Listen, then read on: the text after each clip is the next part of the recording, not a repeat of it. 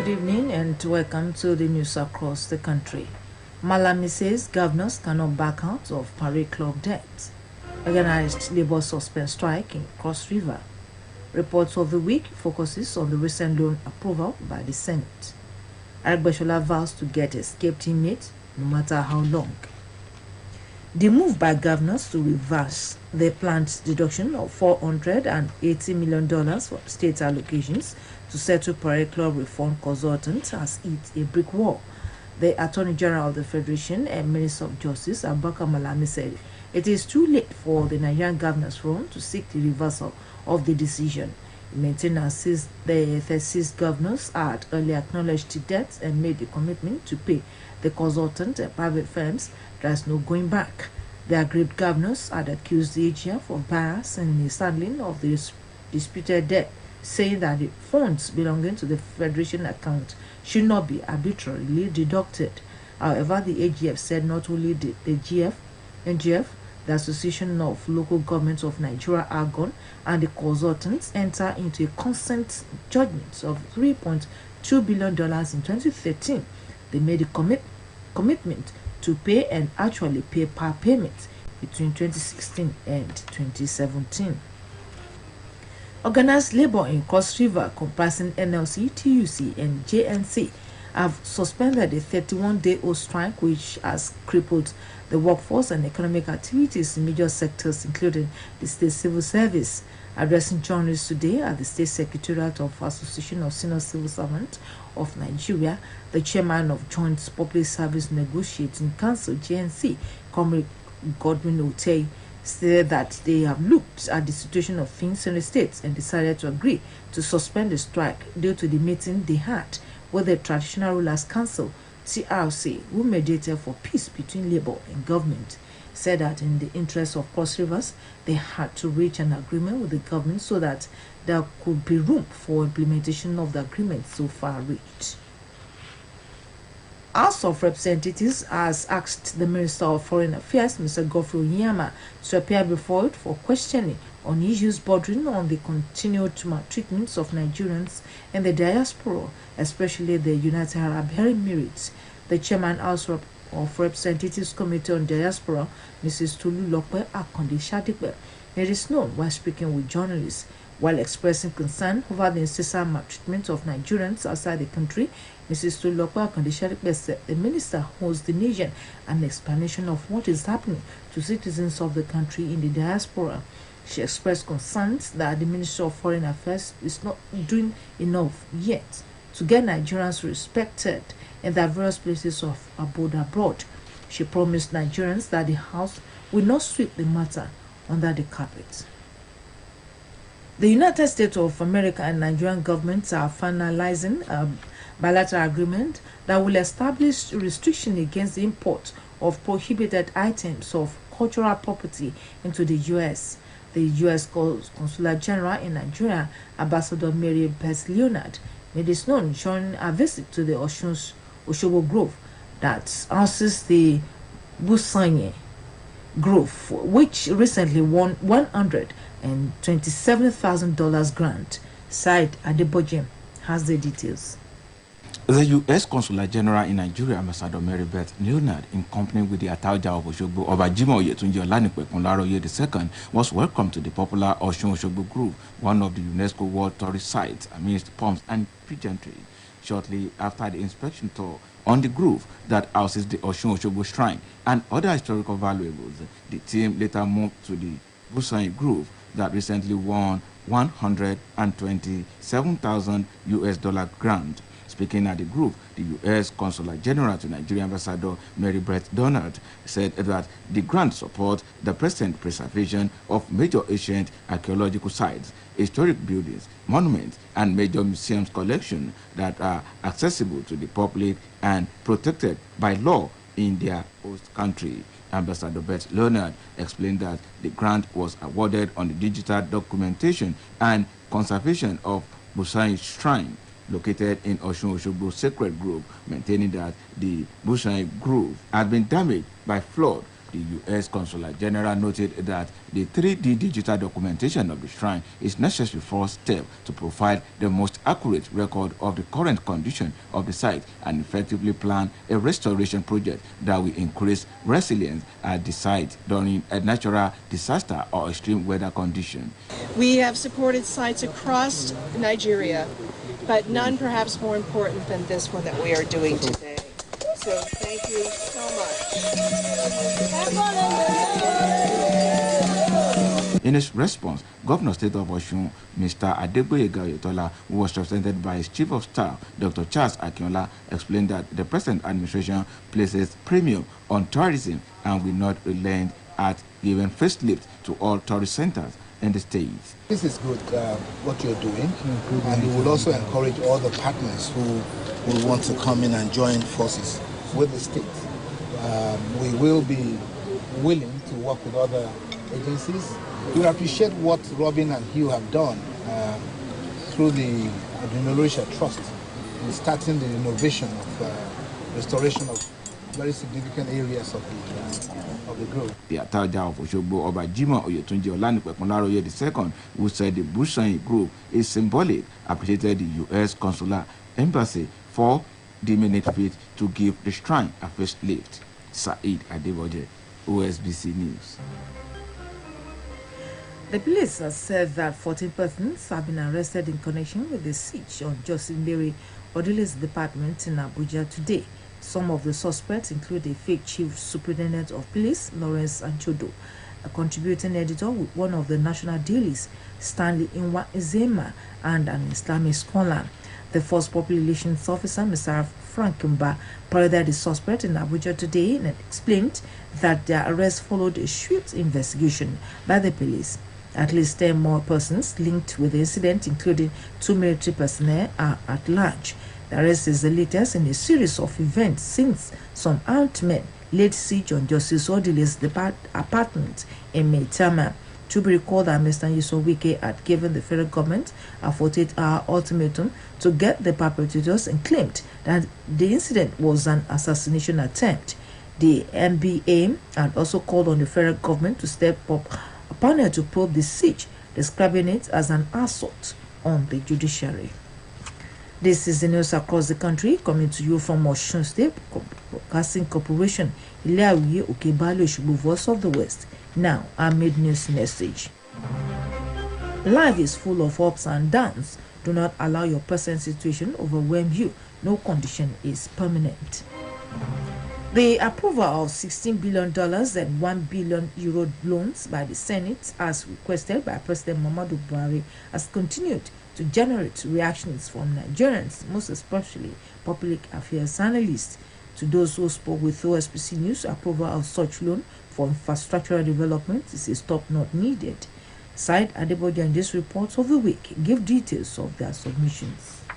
Just yesterday, the Senate approved the request of President Muhammadu Buhari to borrow $16 billion, €1 billion, and the grant component of $125 million under the 2018-2020 external borrowing plan. The approval followed the consideration and approval of the report of the Committee on Local and Foreign Debt. However, the loans were approved without the terms and conditions, but stated that it will be sourced from the World Bank, Industrial and Commercial Bank of China, African Development Bank, and international capital markets. The loans, President Muhammadu Buhari said, were to finance critical infrastructural projects across the country. The approval granted by the Senate has continued to generate reactions. One of those who spoke with OSBC News was Dr. Olufemi Bibilari. He was not averse to the federal government obtaining loans, but expressed concern that the humongous loan would be expended on road construction at the expense of youth empowerment, improvement of the health sector, and the industries. Dr. Bibilari noted that expending loans on capital projects, now that the country's economy is in a quagmire, is uncalled for, as no capital project like road will yield income for the loan repayment. What is the capital project that they are embarking on? The more they borrow, the poorer we are. If they want to take us out of this economy, they should stop borrowing. What capital project? At times, if they say capital project, extension of rail lines from Nigeria to Niger, republic. Is that capital project that they are supposed to? What is not productive? What you cannot gain anything from? It's unfortunate. They are wasting the funds. Same was the submission of a public affairs analyst, Dr. David Ogunshade. He described the approval granted by the Senate as uncalled for. According to Dr. Ogunshade, what Nigerians needed most now are internal policies that will grow the local economy and not capital projects that will lack maintenance. Whether we like it or not, we have to pay back this loan. And according to the information I had, you said the money will be spent on infrastructure. So I think if you want to build industries, you want to improve agriculture, you want to improve health, I will understand. For spending money on building maybe another railway line to the Niger Republic or to other neighboring country like Chad, then I think the Nigerian people will have to pay, the children yet on board, we have to pay this debt. So I think it's very, very unfortunate that we cannot live with. The door of Dr. Bibi Lari and Ogunshade appeals to the federal government to use the loans to the advantage of the masses rather than facing squarely infrastructure, as the debt will have impact on every citizen. Saeed Adeboje, OSBC News. The Minister of Interior, Mr. Rofar Gbeshola, has revealed that his ministry, as well as the National Identity Management Commission, has adequate data in all inmates in the country. This is, as he said, inmates who escape during jailbreaks can run but cannot hide for long. Mr. Gbeshola said this today during the ministerial briefing organized by the Presidential Communications Team at the Presidential Villa, Abuja. The minister also found that the ratio of male to female inmates in all prisons nationwide is 98 to 2. He revealed that 69,608 inmates are currently registered in the database of the Nigerian Correctional Service. The National Drug Law Enforcement Agency, NDLEA, Edo Command, today said it arrested 20 suspects in connection with illicit drug trafficking. State Commander of the agency, Mr. Buba Wakawa, discloses in an interview with newsmen in Benin. Mr. Wakawa said the suspects who were arrested in October included 18 males and 2 females. He also disclosed that suspected cannabis sativa farms measuring approximately 6.9 hectares were destroyed by the command within the period. Mr. Wakama revealed that the command also secured 11 convictions within the same period, while 32 cases were still pending in court. Operatives of the Kaduna State Police Command said they have foiled an attempt by bandits to kidnap travelers along the Kaduna-Abuja highway. Spokesperson of the command in Kaduna State, Mr. Muhammad Jalige, discloses in a statement today. According to Mr. Jalige, the Commissioner of Police, Mudashiru Abdullahi, while on a tour of duty along the highway, intercepted a large group of marauding bandits on a perilous mission around Aleri camp. He added that the Commissioner, on sighting the bandits, led his officers and men to chase the bandit with tactical firepower. The police boss thereafter charged officers manning various points along the highway to be ruthless on the mandate to change the security profile of the road for better. In continuation of his resettlement drive of all internally displaced persons, the Borno State Committee for the Resettlement of Baga displaced persons have confirmed that the villagers who have resettled to the once deserted town have been fully settled, and life has picked up in earnest for them despite the presence of some elements of the Boko Haram terrorists lurking around the Lake Chad Basin. This was made known to newsmen in Maiduguri by the chairman of the committee and Attorney General of the state, Barrister Kaka Shehu Lawan, today while reacting to the challenges confronting the state government's resolve to close down all IDP camps in the state by December 2021. He stated that although the villagers are yet to fully commence activities like fishing and farming due to some insecurity challenges, but the government, through the resettlement committee, has begun the process of making their farmlands and rivers safer for them to fully take over with their businesses. He said about 8,640 households that were returned to their ancestral homelands 3 months ago have received food items and cash relief in Baga, Doro, and Cross Kakua from the Borno State government. As the 2021 is winding down, the International Bureaus PLC of Trophy Lager Beer is visiting beer parlors and bars across the state of Oshu to show appreciation through cash rewards and gift items. This is contained in the release by the management of International Bureaus PLC, Elisha. The statement indicates that the bar visitation across the state by International Bureaus will be on from this month to next month to celebrate the end of the year. Meanwhile, people have been rewarded with cash, and over 100 consumers were also rewarded with different gift items at Santad and Otisheshe bars, Ile-Ife. The final burial rites for the matriarch of the Oyalami family, Oloya's compound, Odom, late Chief Mrs. Tawo Oyalami, begins tomorrow with a commemoration service and wake at All Saints Cathedral, Balogun Agoro, Shubo. A release by the Oyalami and Ladipo families says Chief Mrs. Oyalami died last month at the age of 82 years during a brief illness. According to the statement, a line in state holds at her residence number 14 Uloyede Street, Agowandi, Oshubo, before a funeral service and interment at St. David Anglican Church, Odomu. Chief Mrs. Modupe Oyalami is survived by children, grandchildren, in-laws, and relatives. Now to sports.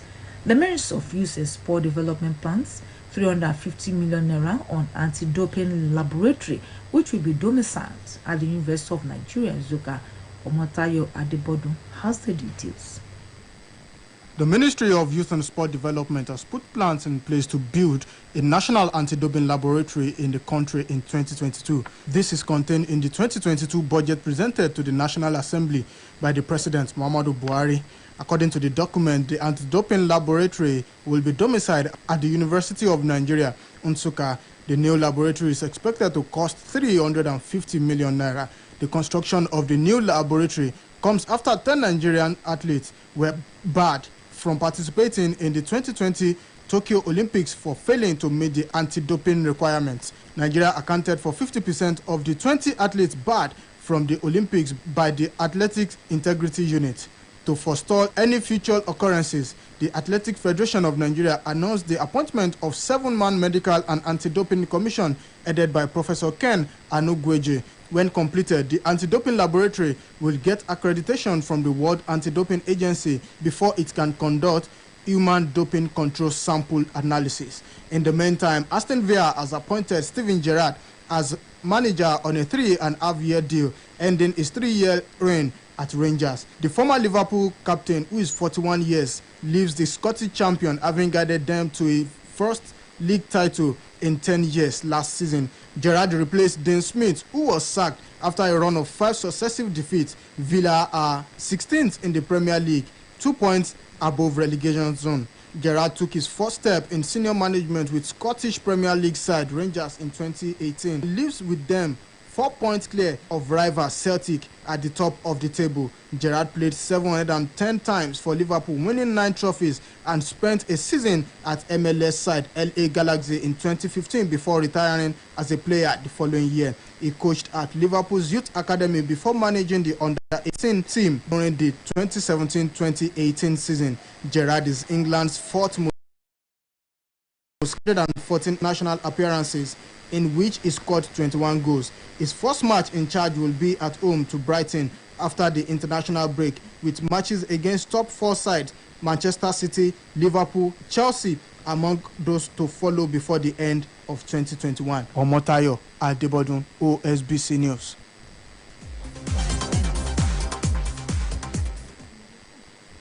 The move by governors to reverse the planned reduction of $480 million from state allocations to settle Parade Club Fund consultant has hit a brick wall. Organized labor in Cross River comprising NLC, TUC, and GNC have suspended a 31-day-old strike, which has crippled the workforce and economic activities in major sectors, including $1 billion and €1 billion loans by the Senate for, as requested by President Muhammadu Buhari, has continued to generate reactions from Nigerians, most especially public affairs analyst. The Minister of Interior, Mr. Rauf Aregbesola, has revealed that his ministry, as well as the National Identity Management Commission, has adequate data on all inmates in the country. That was the news across the country, edited by Olusola Egbodofo. For more about us, you can visit www.osbcng.org. Thanks for listening to the news across the country. Good evening.